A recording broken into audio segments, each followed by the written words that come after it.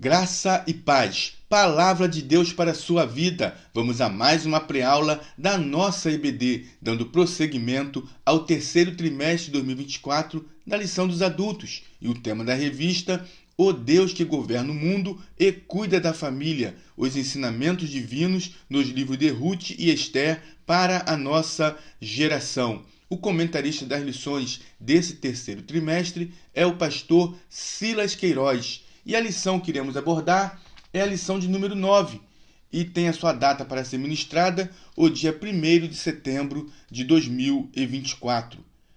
O título da lição é A Conspiração de Amã contra os Judeus. Texto áureo: E odiados de todos sereis por causa do meu nome, mas aquele que perseverar até ao fim será salvo. Evangelho segundo escreveu Mateus, capítulo 10, versículo 22. Verdade prática: quando nos tornamos agradáveis ao mundo, é sinal de que nossa fidelidade a Deus está em crise. A leitura bíblica em classe encontra-se no livro de Esther, capítulo 3, do versículo 7 ao versículo 11, e também capítulo 4, versículos 1 ao versículo 4. Vamos agora à nossa introdução. Introdução. Nesta lição, estudaremos a respeito do plano de Amã para exterminar todo o povo judeu do reino da Pérsia.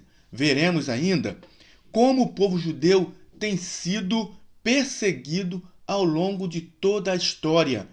Israel sobrevive pela providência divina. Então vamos entender nesta lição como que Israel tem sido perseguido em todas as gerações. E por que Israel sobrevive à perseguição?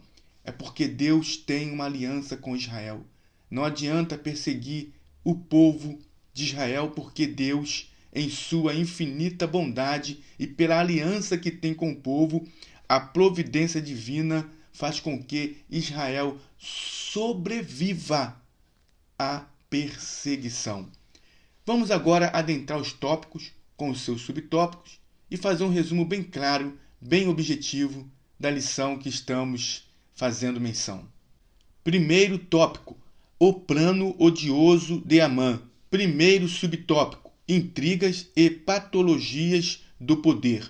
A conduta de Mardoqueu incomodou os demais servos do rei. Eles questionavam todos os dias, perguntando a Mardoqueu, abre aspas, por que transpassas o mandado do rei? Conforme está escrito em Esther, capítulo 3, versículo 3, que diz assim: Então os servos do rei, que estavam à porta do rei, disseram a Mardoqueu, por que transpassas o mandado do rei? Na lição anterior, eu quero sugerir a você que está assistindo essa lição hoje, que você assista a lição anterior, porque estamos falando algo muito importante para o entendimento desta lição. Havia uma ordem do rei para que, na cidade de Suzã e também nas 127 províncias que estavam sob o poder da Pérsia, o decreto era para que todos se dobrassem diante de Amã, se ajoelhassem diante de Amã. Só que nesse território extenso e ali dentro do palácio havia um homem que não se dobrava diante de Amã. Este homem se chama Mardoqueu. E isto incomodou aqueles que trabalhavam com ele na porta, próximo à porta do palácio, a ponto deles perguntarem, por que você, Mardoqueu, não obedece à ordem do rei? A resposta de Mardoqueu foi uma só: eu sou judeu. Porque, na verdade, o que Amã queria não era respeito. Amã queria adoração. E Mardoqueu jamais se dobraria diante de Amã no sentido de adorá-lo, porque Mardoqueu era judeu. E isso traz uma lição para cada um de nós. Enquanto cristãos, nós aprendemos pela palavra de Deus, e está escrito ali no livro de Êxodo, no capítulo 20, quando fala sobre os 10 mandamentos, que devemos adorar somente a um Deus. Somente a um Deus. E isso é corroborado nas palavras de Jesus, quando Jesus diz: adorarás o Senhor teu Deus de todo o teu coração, de toda a tua alma e de todo o teu pensamento. Deus não divide a glória dele com ninguém. Devemos adorar somente a ele. A Bíblia diz, está escrito na primeira epístola de Paulo a Timóteo, capítulo 2, versículo 5. Porque há um só Deus e um só mediador entre Deus e o homem, Jesus Cristo homem. Então, Mardoqueu, ao dizer que é judeu, ele está dizendo: a ordem do rei traz conflito com a minha religiosidade. Eu não posso adorar a ninguém que não seja o Deus de Israel. Mardoqueu disse apenas que ele era judeu. Incomodados, seus conservos, aqueles que serviam ao rei juntamente com Mardoqueu, o denunciaram a Amã. E isso para ver se ele ia sustentar que ele era judeu. O que eles não esperavam é que Mardoqueu era um homem íntegro, era um homem que não negociava sua fé, era um homem fiel aos seus princípios. Mais uma vez, contextualizando para os nossos dias, precisamos ser fiéis aos nossos princípios, precisamos manter a sã doutrina, as doutrinas essenciais da fé cristã, que estão inseridas na palavra de Deus, que são doutrinas essenciais e absolutas, que não podem ser negociadas. Enquanto cristãos, nós devemos também ser fiel aos nossos princípios que estão inseridos na palavra do Senhor. Observe que, na verdade, esses homens eles não estavam preocupados, não era um zelo pela palavra do rei. O que eles queriam fazer ao denunciar Mardoqueu a Amã é simplesmente, conforme diz aqui o comentarista, pôr lenha na fogueira. Faz parte da inveja, da intriga que havia nesse grupo social. Na lição anterior, também falamos sobre isso, que em ambientes de poder existe muito sentimento faccioso, de separação, de inveja, de intriga. E nesse grupo social em que estava ali inserido Mardoqueu, trabalhando próximo à porta do palácio, também havia esse tipo de comportamento, de sentimento invejoso, de sentimento de intriga. Mas Amã, enfim, fica sabendo que Mardoqueu é judeu. Ele fica irritado quando sabe que Mardoqueu não se ajoelhava diante dele quando ele passava, mas o que lhe trouxe ainda mais irritação, o que tornou a sua atitude, que nós vamos ver mais à frente, algo pessoal, é porque Mardoqueu era judeu. E não podemos esquecer que Amã era descendente dos amalequitas. Quando ele soube que Mardoqueu era judeu, então ele resolveu destruir todo o povo judeu que havia na Pérsia, que estava nos territórios da Pérsia. Isso porque ele era soberbo. E a soberba é algo que faz com que o homem ache que ele é superior a todos os outros, que ele é melhor que todos os outros. Só que a Bíblia também nos diz, e está lá em Provérbios capítulo 16, versículo 18, que a soberba precede a ruína e a altivez do espírito precede a queda. A soberba de Amã ia levá-lo à ruína, ia levá-lo à queda. Segundo subtópico, a extensão do plano. O Império Persa abrangia todo o Antigo Oriente, desde o rio Indo, na Índia, que hoje é o Paquistão, até o Mediterrâneo Oriental. Em linha reta, podemos dizer que a extensão de todo o reino tinha mais de 4.000 quilômetros de extensão.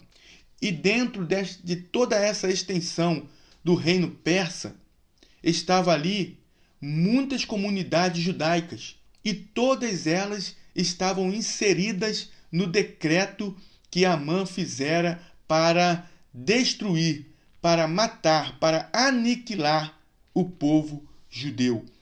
Todo o povo que estava nesta extensão territorial seriam atingidos pelo decreto de Amã. Portanto, a extensão do plano incluía até os que haviam retornado para Jerusalém.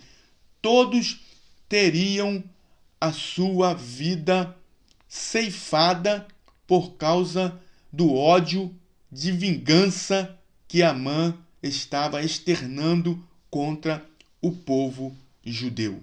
Terceiro subtópico: astúcia e oportunismo. Amã era um homem astucioso, ou seja, enganador, mentiroso, trapaceiro. E além disso, ele era oportunista. Amã convenceu Assuero escondendo sua verdadeira motivação, que era uma motivação pessoal. Era algo pessoal de Amã com o povo judeu. Ele disse ao rei que havia um povo em seu reino que tinha leis diferentes e não cumpria as leis do rei. Por isso convinha que fosse exterminado, conforme está escrito em Ester, capítulo 3, versículo 8, que diz assim: E Amã disse ao rei Assuero: Existe espalhado e dividido entre os povos em todas as províncias do teu reino um povo cujas leis são diferentes das leis de todos os povos e que não cumpre as leis do rei, pelo que não convém ao rei deixá-lo ficar. Então, Amã está usando aqui de uma enganação, de uma sagacidade para tentar convencer o rei de fazer um decreto para que todo esse povo fosse exterminado, quando na verdade a motivação que Amã queria que o povo fosse exterminado é porque Amã ele odiava o povo judeu. E para que o rei atendesse o seu pedido, observe o que Amã fez. Amã disse que se Assuero decretasse a morte do povo, ele, Amã, entregaria 10.000 talentos de pratas, cerca de 350 toneladas de pratas, para o tesouro real, o equivalente a 2/3 da renda anual do Império Persa, conforme está escrito em Ester, capítulo 3, versículo 9. Então nós entendemos aí que Assuero concorda com Amã. Pelo texto nós entendemos que Assuero ele concorda com a proposta de Amã e sem questionar de que povo se tratava. Algo interessante, porque na lição anterior, quando falamos dos 2 servos de Assuero que estavam indignados com ele e estavam tramando a sua morte, trama esta, que foi denunciada por Mardoqueu. Quando o rei fica sabendo da notícia, ele manda fazer uma investigação antes de tomar qualquer decisão. E nesse caso aqui, ele toma de pronto a decisão sem questionar de que povo se tratava, o porquê que o povo tinha leis diferentes, o porquê que o povo não estava obedecendo ao decreto do rei de se ajoelhar diante de Amã. O rei não quis inquirir, apenas ouviu e concordou. Simplesmente tirou seu anel e o deu a Amã, a quem coube definir os termos da carta a ser enviada a todas as províncias, assinadas em nome do rei. Uma vez a carta sendo selada com o anel sinete, com o anel do rei, não poderia mais ser anulada aquela ordem. Não tinha mais como anular aquilo que foi decretado pelo rei. Segundo tópico: a tristeza de Mardoqueu, dos judeus e de Ester. Primeiro subtópico: o pavor da violência. No dia definido para a morte dos judeus, ninguém deveria ser poupado. A ordem expressa era, abre aspas, que destruíssem, matassem e lançassem a perder a todos os judeus, desde o moço até o velho, crianças e mulheres, em um mesmo dia, fecha aspas, e que todos os seus bens fossem saqueados, Isso está registrado no livro de Ester, capítulo 3, versículo 13. Podemos ver pelo texto que fora feito pelo próprio Amã, que ele está destilando aí toda a sua ira, toda a sua intenção de exterminar o povo judeu, de matar, de destruir o povo de Mardoqueu, o povo judeu. Não há registro de levante algum dos judeus durante o Império Persa. Mesmo assim, todos corriam o risco de serem vítimas da perversidade de Amã. Então podemos ver que todos estavam correndo o risco de serem vítimas do ódio vingativo do amalequita Amã. Agora observe que a violência, esta mesma violência, continua apavorando toda a humanidade em todos os tempos. Observe que em Gênesis já havia uma violência tão terrível ali na dispensação da consciência, que nós tivemos 7 dispensações. São 7 dispensações identificadas na palavra de Deus. Algumas delas já tivemos. A dispensação da inocência, a dispensação da consciência, a dispensação do governo humano, a dispensação da lei, e agora nós estamos na dispensação da graça. Na dispensação da consciência, o homem se tornou tão violento, a humanidade se tornou tão violenta, que Deus entra com um juízo sobre aquela geração por causa da violência e da depravação moral em que estavam vivendo. Deus envia o dilúvio como juízo sobre aquela geração.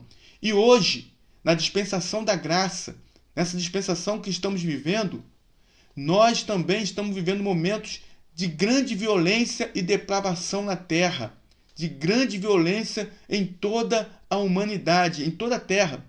Observe que a violência é tão grande que estamos vivendo exatamente o que disse o apóstolo Paulo ao seu filho na fé, Timóteo, em sua segunda epístola, no capítulo 3, do versículo 1 ao versículo 4.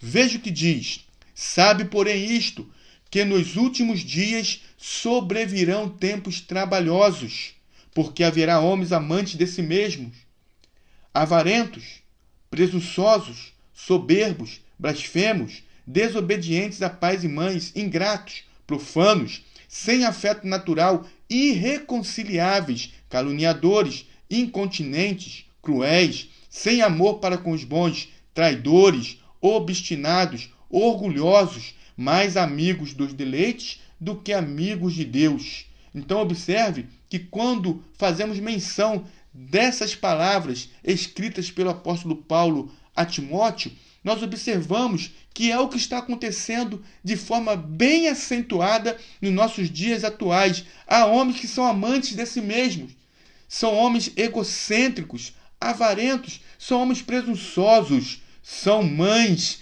que muitas vezes estão desprezando seus próprios filhos, homens traidores, obstinados, orgulhosos. Estamos vivendo isso nessa nossa geração, nessa dispensação, na dispensação da graça. Nos dias atuais, estamos vivendo exatamente isto que escreveu o apóstolo Paulo em sua carta a Timóteo. Conforme já dissemos, estamos na dispensação da graça. A qualquer momento, Jesus virá para buscar a sua igreja e nós sairemos deste mundo pecaminoso e violento para morarmos eternamente com o nosso Senhor na glória. Segundo subtópico: bebida, confusão e tristeza. Depois das cartas serem enviadas a todas as províncias, Assuero e Amã foram beber. E enquanto eles estavam bebendo, havia na capital Suzã uma grande confusão, porque o povo estava sem entender o porquê daquela ordem tão repentina e ao mesmo tempo esdrúxula. O povo não entendia o porquê daquilo. E isso trouxe grande confusão ali em Suzã.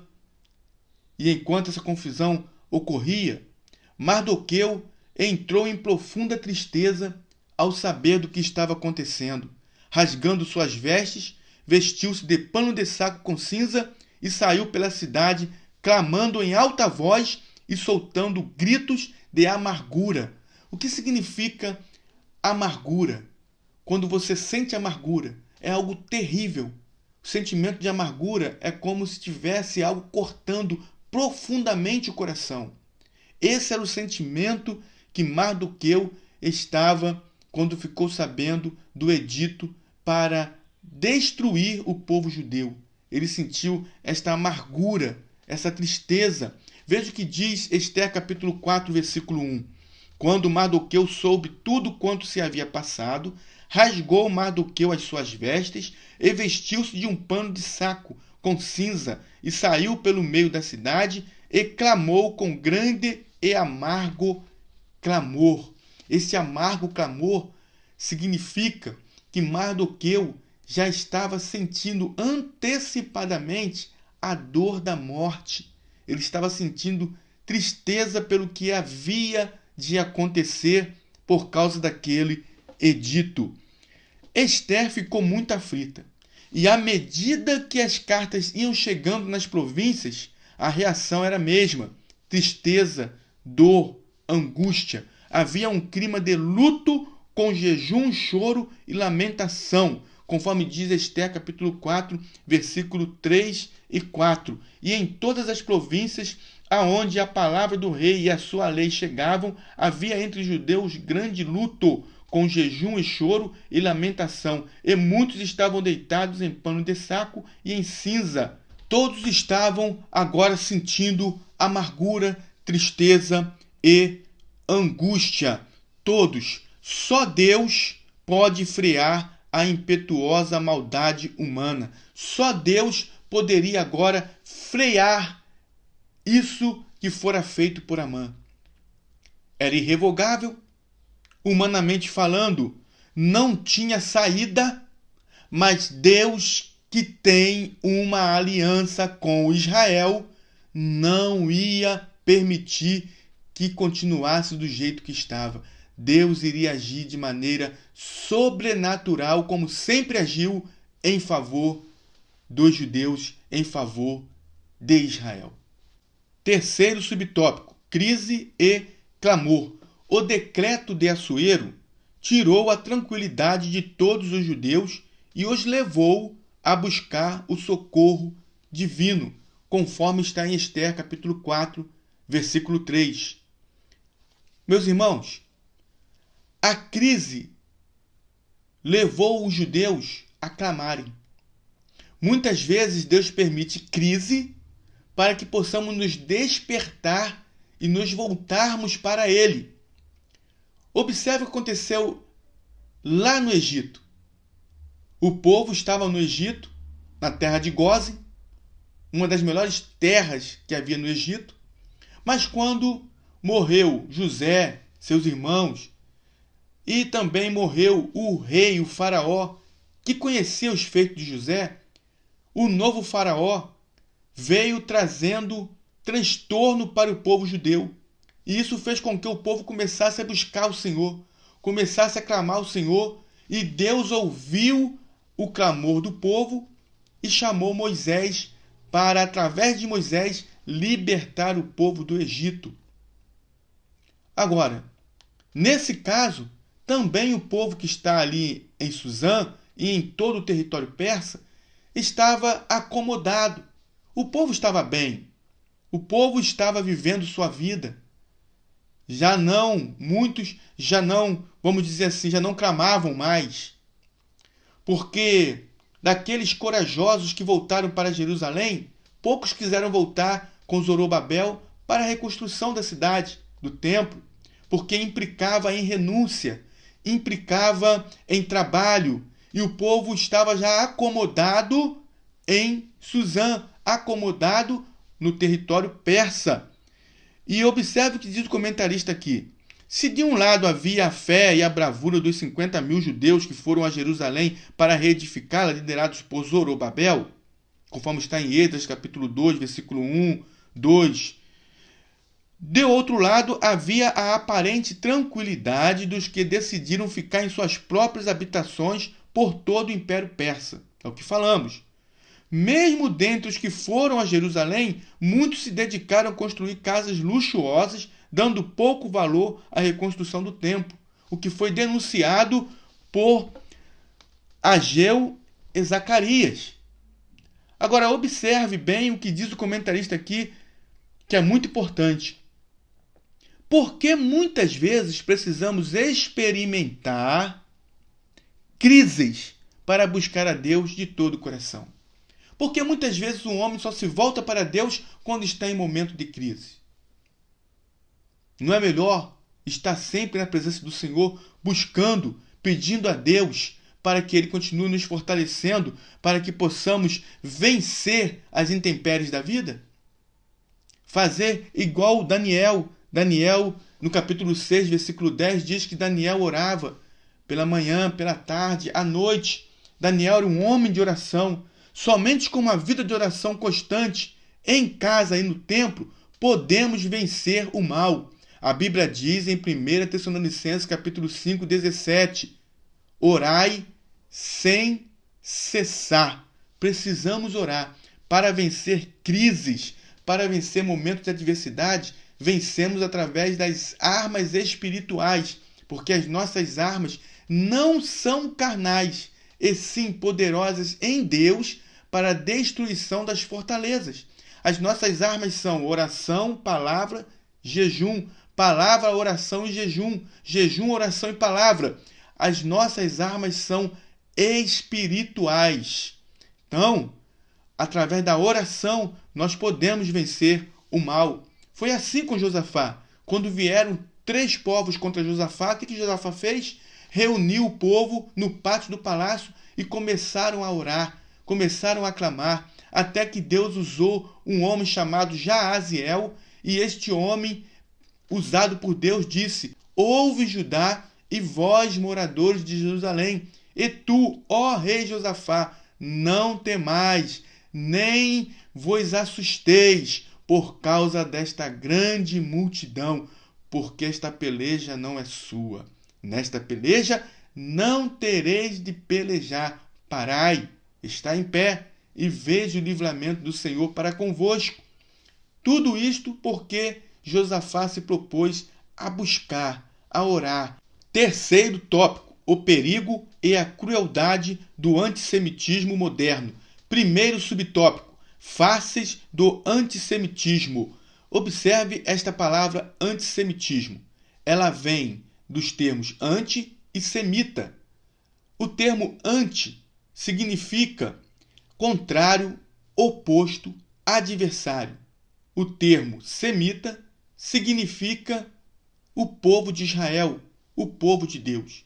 Então, alguém que é antissemita, esse alguém é contrário, é oposto, é adversário do povo de Israel, que é o povo de Deus.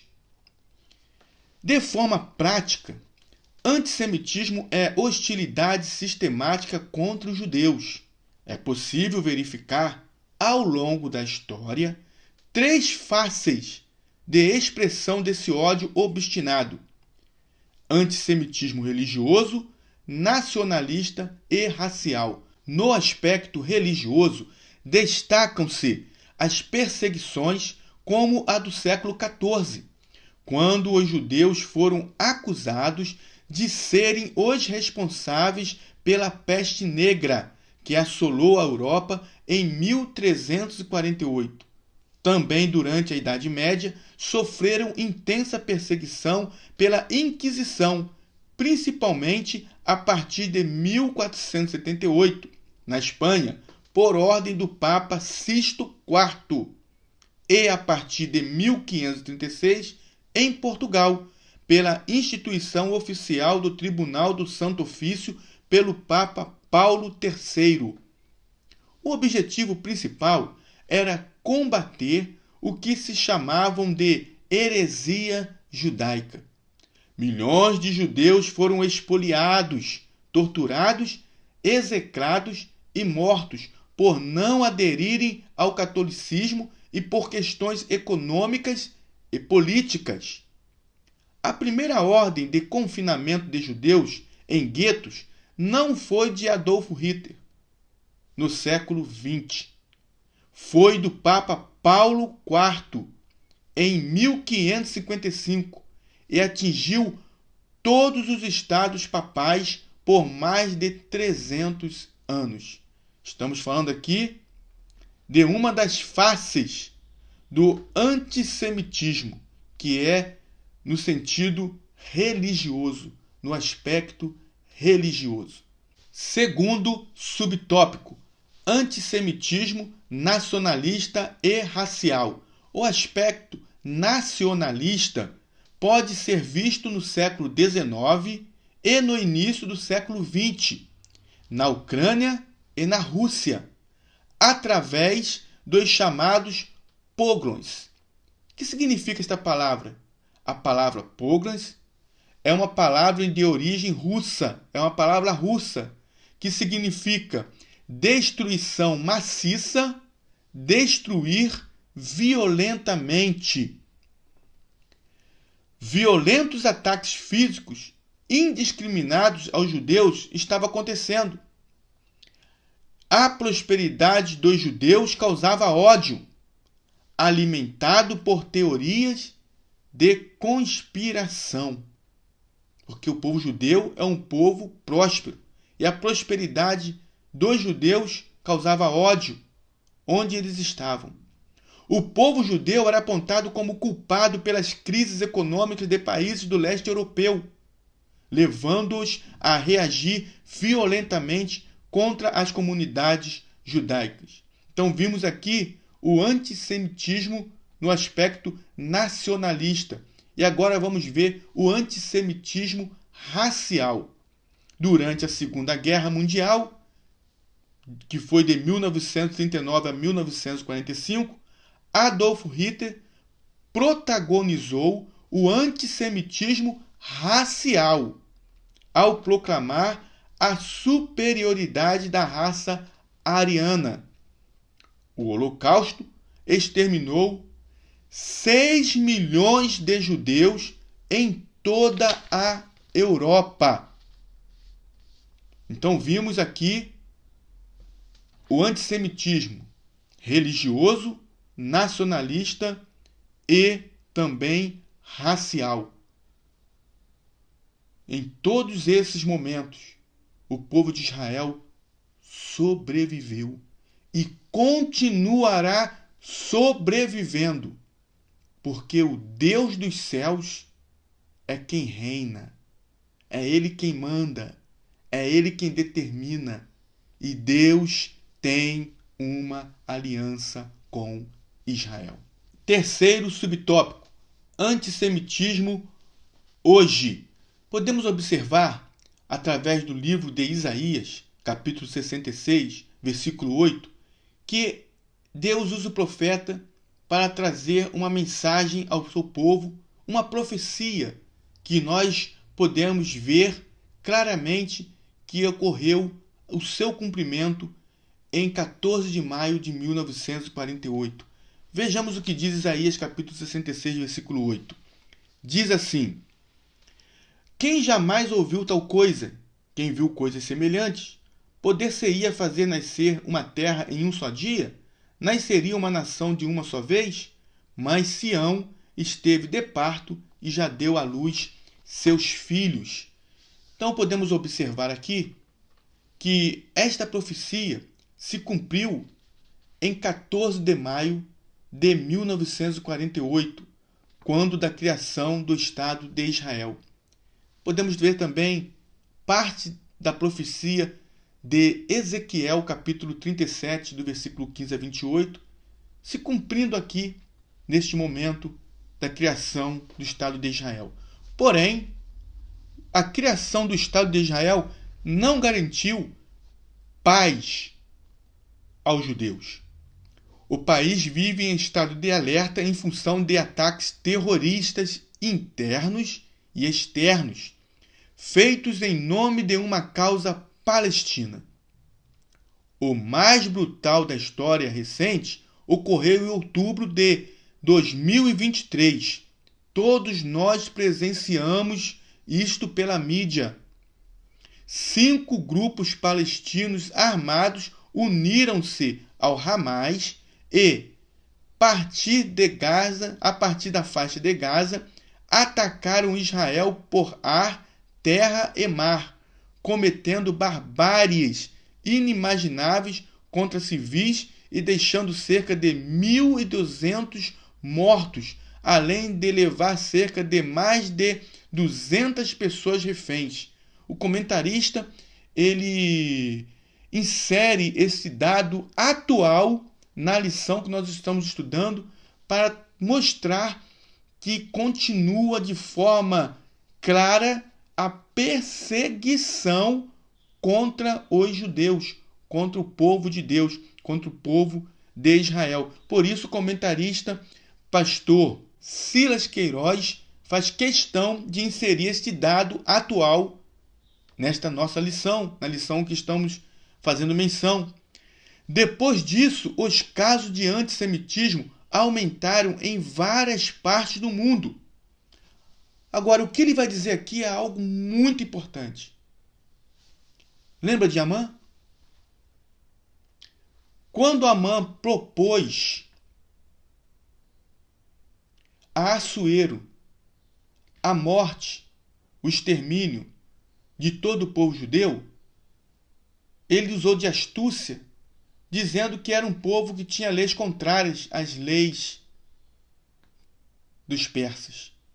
Mas, na verdade, a motivação de Amã era pessoal. Amã queria exterminar o povo de Israel, o povo judeu. Hoje não é diferente. Veja o que diz aqui o comentarista. O que os inimigos de Israel querem não é um acordo que lhes garanta um lugar para viver. Não é isso. Eles não querem um acordo para terem um lugar para viver. O que eles querem, de fato, a sua verdadeira causa é o extermínio do Estado de Israel. Esta é a sua principal motivação. Só Jesus, o Messias, salvará Israel quando de sua conversão nacional. Então, meus irmãos, nós estamos agora na dispensação da graça, dispensação da igreja. A qualquer momento Jesus virá buscar a sua igreja amada, porque nós não passaremos pela grande tribulação e após o arrebatamento da igreja vai haver o pior período para a humanidade, que é a grande tribulação. E no final dos 3 anos e meio finais, no final deste período, Jesus virá com a sua igreja para julgar as nações, para punir, para lançar o anticristo e o falso profeta no Geena, que é o lago de fogo e enxofre, dando assim livramento a Israel. E é neste momento, quando Jesus vier para dar livramento a Israel, eles vão reconhecer o Senhor Jesus como seu Messias. Não se enganem. Israel não pode ser destruído, porque Deus tem um plano com esta nação, Deus tem uma aliança com Israel. O que nós devemos fazer? Orar por Israel. Não se justifica um cristão ser antissemita, um cristão ser contra Israel, contra o povo de Deus. Até porque foi de Israel, foi dos judeus que nós recebemos as Sagradas Escrituras. E é dos judeus, vem dos judeus, o nosso Senhor, o nosso Salvador, Jesus Cristo. Então, o que devemos fazer? Orar por todas as nações, inclusive pela Palestina, e orar pela paz de Israel. Veja o que diz o Salmo 122, versículo 6. Salmo 122, versículo 6. Orai pela paz de Jerusalém. Prosperarão aqueles que te amam. Amamos a todos os povos. Os palestinos também são alvos da nossa oração. E devemos orar pela paz de Jerusalém. Porque orando pela paz de Jerusalém, seremos abençoados, seremos uma nação próspera. Porque ninguém pode destruir o povo de Deus. E eu vou repetir mais uma vez, Deus tem uma aliança com Israel. Conclusão: o antissemitismo não se revela apenas através de atos hostis, mas também de apoio aberto ou posturas complacentes aos inimigos de Israel, por meio de críticas sistemáticas aos atos de defesa israelenses, pintando o país como o vilão da história, quando na verdade eles estão apenas se defendendo. A despeito dos pecados dos judeus, Deus tem um plano com Israel e vai restaurá-lo quando, arrependido, aceitar o Messias, conforme está em Romanos capítulo 11, do versículo 25 ao versículo 32. Oremos pela paz de Jerusalém. Salmo 122, versículo 6. Inscreva-se em nosso canal. Ative o sininho em todas as notificações. Dê o seu melhor like, pois através do seu like, quanto mais like tiver, a plataforma vai recomendar o vídeo e chegará a mensagem em lugares onde não podemos chegar. Assista aos vídeos anteriores e que Deus abençoe a sua vida, Deus abençoe a sua família.